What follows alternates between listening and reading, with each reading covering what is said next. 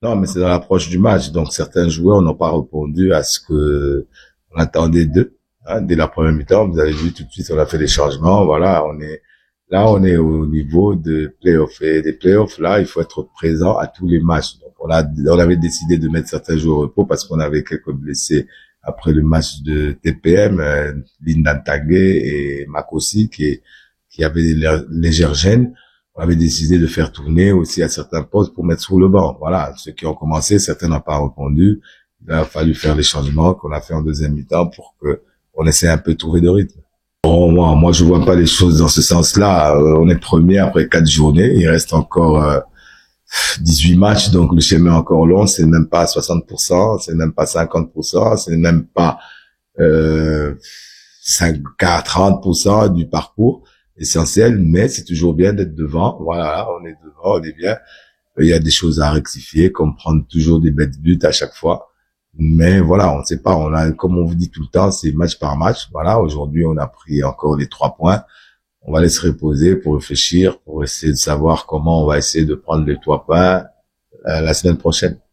Bon, depuis le début de ces playoffs, il y a des clubs qui sont renforcés. Nous, on ne s'est pas encore renforcés. On va peut-être se renforcer, mais je pense pas.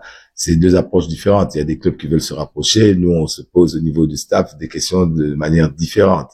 C'est-à-dire, voilà, quel est ce joueur qui peut arriver aujourd'hui, être capable de déjà comprendre ce que nous, on a mis 6, 7, 8 mois à mettre en place pendant qu'on a des joueurs qui ne sont qu'à 50, 60% de la compréhension de ce que l'on veut. Maintenant, c'est pour ça qu'on se dit peut-être que si on doit recruter, on va faire vraiment le choix judicieux d'un joueur qui se rapproche du profil du jeu que l'on veut. Voilà. Après, vous me dites, vous avez des joueurs qui sont à la CAN. Ça, c'est aussi notre approche dans certains clubs. On dit, quand tel n'est pas là, tel n'est pas là. Nous, on a fait en sorte pendant toute notre période de préparation et pendant tout le temps qu'on passe avec les joueurs, d'inculquer que nous avons des joueurs importants, mais pas indispensables.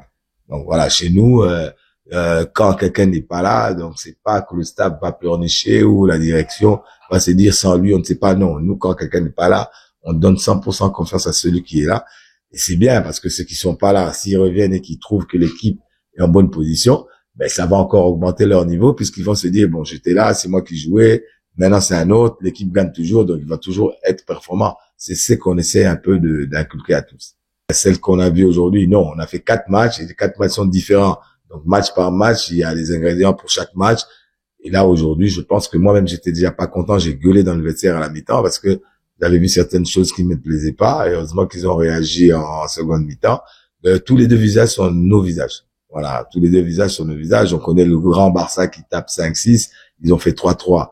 La semaine passée, personne ne s'attendait. C'est aussi le visage de Barcelone. Peut-être qu'ils vont aller mardi gagner 4-0, 2-0, 3-0. Ça sera toujours Barcelone. Nous, on essaie de prendre, comme on le dit, match par match, journée par journée, analyser. Maintenant, on a déjà fini.